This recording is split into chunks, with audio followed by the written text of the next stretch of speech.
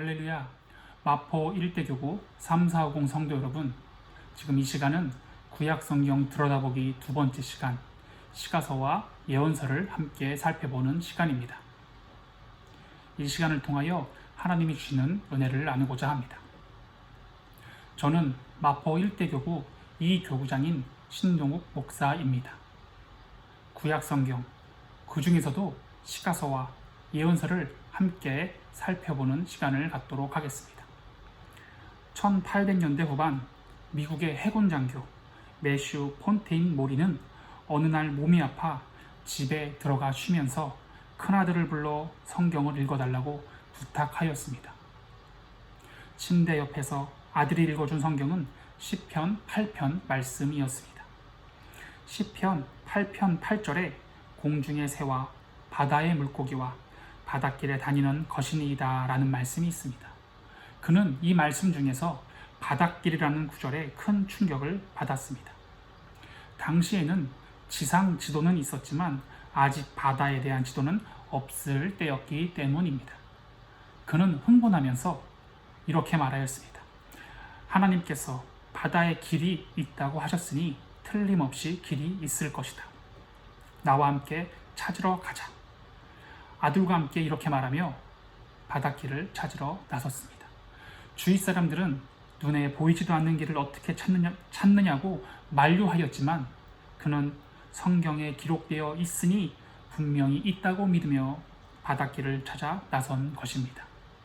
마침내 그는 바닷길을 발견하였고 인류 최초로 해양 지도를 만들게 되었습니다. 그는 해양 물리학에 관한 값진 저서들을 써서 현대 항해술의 아버지로 불리게 되었습니다. 또한 그 해양 지도는 배들이 빠르고 안전하게 항해할 수 있도록 도와주는 길잡이가 되었습니다. 우리는 성경이 우리에게 지혜를 가져다 준다고 말하면서도 정작 성경 안에서 지혜를 구하지 못할 때가 많이 있습니다. 성경은 단지 지혜롭게 사는 비결만 알려주는 것이 아니라 실제 지혜로운 아이디어, 해결책, 방법론까지 제공해 주는 하나님의 책인 것입니다. 성경이 지혜의 보고임을 믿고 구하면 하나님께서 분명히 때에 맞는 지혜를 주실 것입니다. 성경은 하나님의 말씀입니다. 그러므로 아무리 대단해 보이는 세상의 책이라고 할지라도 하나님의 말씀인 성경 속의 지혜를 앞설 수는 없는 것입니다. 세상 책의 지혜는 결국 성경 안에 이미 있는 것입니다. 또한 성경은 문자로 기록되었지만 그 기록된 말씀은 성령님의 인도하심을 통하여 우리의 삶 속에서 살아서 역사하는 것입니다. 따라서 이 성경은 가장 위대한 지혜입니다. 이 위대한 성경의 지혜, 그 중에서도 구약 성경의 시가서와 예언서를 자세히 살펴보도록 하겠습니다. 시가서의 구성은 총 5권으로 되어 있습니다. 욥기, 시편, 잠언, 전도서, 아가서, 이 총 5권의 책을 시가서라고 부릅니다. 이는 다른 책들에 비하여 산문 형식이 아닌 시의 형식으로 구성되어 있기 때문입니다. 시가서의 시대적인 배경과 흐름은 다음과 같습니다. 욥기는 족장 시대를 배경으로 하기 때문에 창세기와 같은 시대라고 추측합니다. 잠언, 전도서, 아가서의 기록자는 솔로몬으로 이스라엘의 통일 왕국 시대를 배경으로 하고 있습니다. 시편의 기록자는 다윗 외에 모세, 고라의 후손, 아삽, 솔로몬 등등이 있으며 저작 시기는 분명하지 않습니다. 시가서의 각 권의 주제는 간단하게 표현하면 다음과 같습니다. 욥기는 인간이 당하는 고난의 의미에 대해서 우리에게 말씀해주고 있으며 시편은 하나님을 향한 찬양과 믿음의 고백에 대해서 이야기해주고 있습니다. 잠언은 세상 가운데에서 하나님을 경외하는 삶이 무엇인지 말씀해주고 있고 전도서는 인생의 의미와 본분에 대해서 말씀해 주고 있습니다. 또한 아가서는 신랑 되신 예수님과 신부인 성도 간의 사랑에 대해서 우리들에게 말씀해 주고 있는 것입니다. 그렇다면 이 5권의 시가서, 이 시가서를 어떻게 읽어야 할지 함께 보겠습니다. 첫 번째로 찬양과 감사의 삶을 내 삶 안으로 끌어들이며 읽어야 됩니다. 시가서, 그 중에서도 특별히 시편에는 하나님을 높이고 찬양하는 말씀으로 가득 차 있습니다. 우리는 그 찬양과 감사가 시편 기록자만의 고백이 아니라 나의 고백이 되게 해야 하는 것입니다. 시편 50편 23절에 다음과 같이 고백합니다. 감사로 제사를 드리는 자가 나를 영화롭게 하나니 그의 행위를 옳게 하는 자에게 내가 하나님의 구원을 보이리라. 두 번째로 시편을 어떻게 읽어야 하냐? 화자가 처한 고난의 삶 속에 흡수되어 읽어야 합니다. 욥기나 시편에는 고난 속에서도 하나님께 부르짖는 구절들이 많이 나옵니다. 그 가운데서 역사하시는 하나님의 모습도 나오고 있습니다.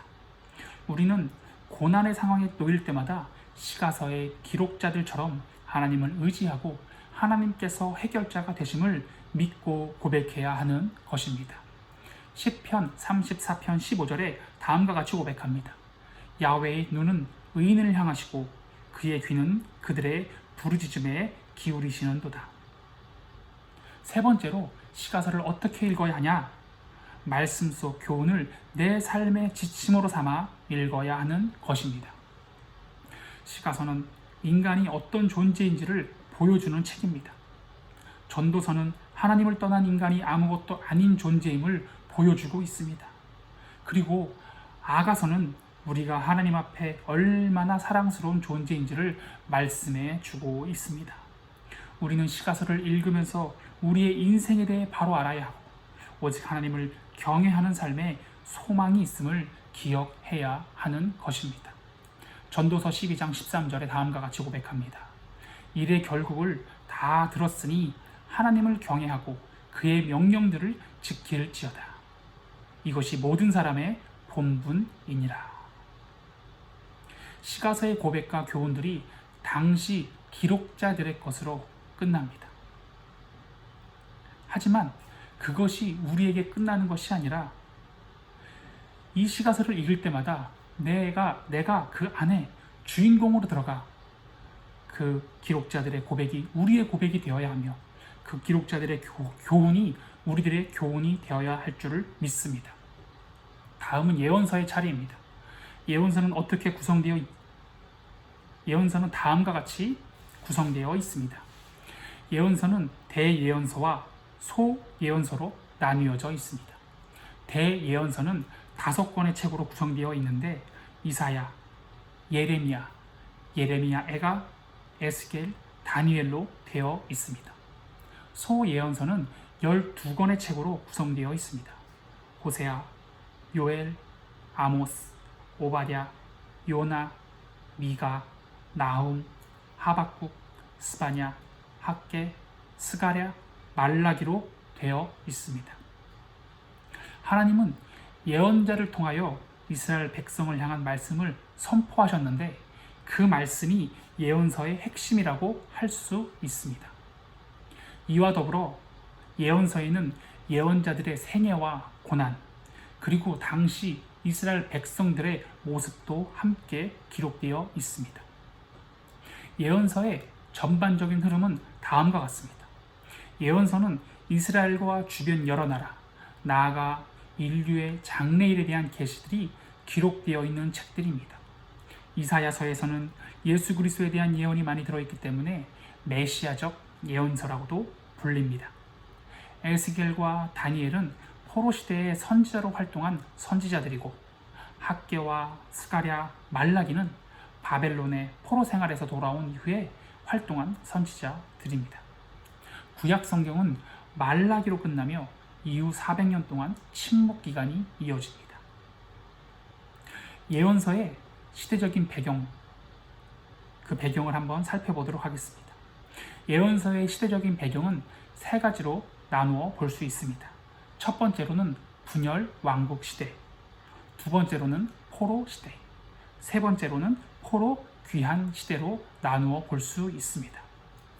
분열 왕국 시대에 기록된 책은 아모스, 호세아, 요나, 이사야, 미가, 스바냐, 나훔, 하박국, 요엘, 예레미야, 에가, 오바댜입니다. 왕국이 남유다와 북이스라엘로 분열되고 난 후에 두 분열 왕조 백성은 하나님을 떠나서 우상 숭배를 하였습니다. 이런 죄악을 경고하기 위해서 하나님께서는 예언자들을 보내셨고, 이 예언자들이 분열 왕국 시대에 활동하였던 것입니다. 분열 왕국 시대를 지나 포로 시대에 활동한 예언자들이 있습니다. 다니엘과 에스겔이 그러한 경우입니다. 분열 왕국은 통일 왕국에 비해서 힘이 약하였습니다. 바벨론과 아수르와 같은 주변 강대국의 침략에 시달리곤 했습니다. 결국 주전 722년에 아수르에 의해서 북이스라엘이 멸망하였고, 주전 586년에는 아수르를 멸망시킨 바벨론에 의하여서 남유다가 멸망하였습니다.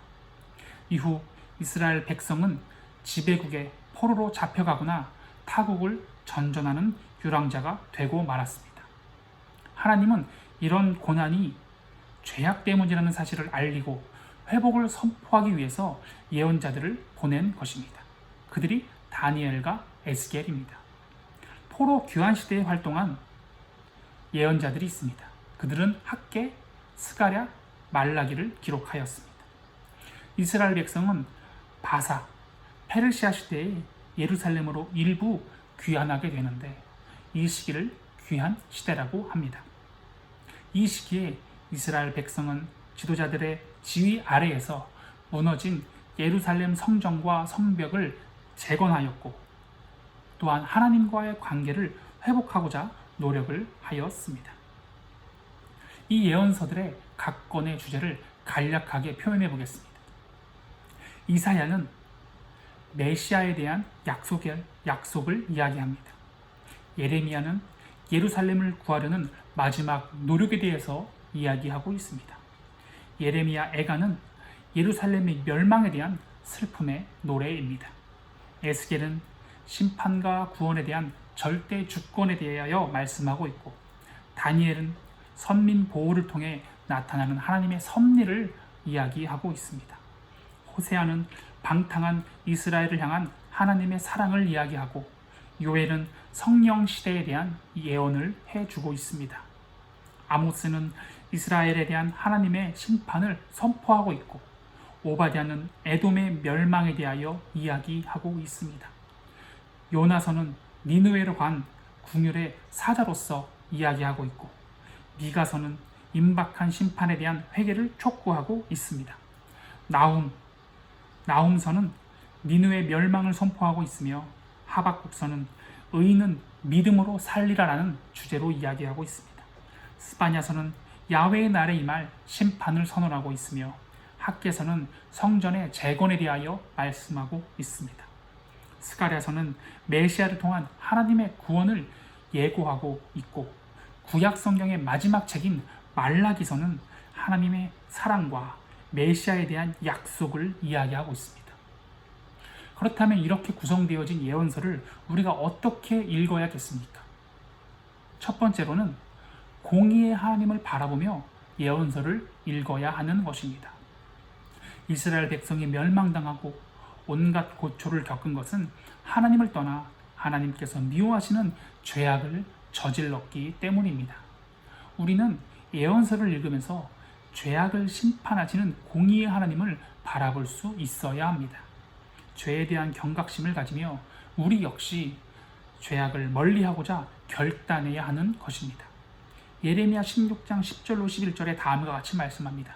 내가 이 모든 말로 백성에게 말할 때에 그들이 내게 묻기를 야훼께서 우리에게 이 모든 큰 재앙을 선포하심은 어찌 됨이며 우리의 죄악은 무엇이며 우리가 우리 하나님 야훼께 범한 죄는 무엇이냐 하거든 너는 그들에게 대답하기를 야훼께서 말씀하시되 너희 조상들이 나를 버리고 다른 신들을 따라서 그들을 섬기며 그들에게 절하고 나를 버려 내 율법을 지키지 아니하였음이라 라고 말씀합니다. 또한 우리가 예언서를 어떻게 읽어야 하겠습니까? 심판에 담긴 하나님의 사랑을 읽으며 우리가 예언서를 바라보아야 합니다. 예언서에 자주 등장하는 내용은 백성의 죄악으로 인한 하나님의 심판입니다. 이런 내용 때문에 자칫 예언서를 부담스럽게 대할 수 있습니다. 그러나 우리는 그럼에도 불구하고 백성을 회복하시고 구원하시는 하나님의 사랑을 읽을 수 있어야 합니다. 하나님께서 위기를 통해 새로운 기회를 열어주심을 깨달아야 합니다. 그 사랑이 예언서 전반에 이어지는 메시지이자 하나님의 마음인 것입니다. 이사야 49장 6절에 다음과 같이 말씀합니다. 그가 이르시되 네가 나의 종이 되어 야곱의 지파들을 일으키며 이스라엘 중에 보존된 자를 돌아오게 할 것은 매우 쉬운 일이다. 내가 또 너를 이방의 빛으로 삼아 나의 구원을 베풀어서 땅끝까지 이르게 하리라.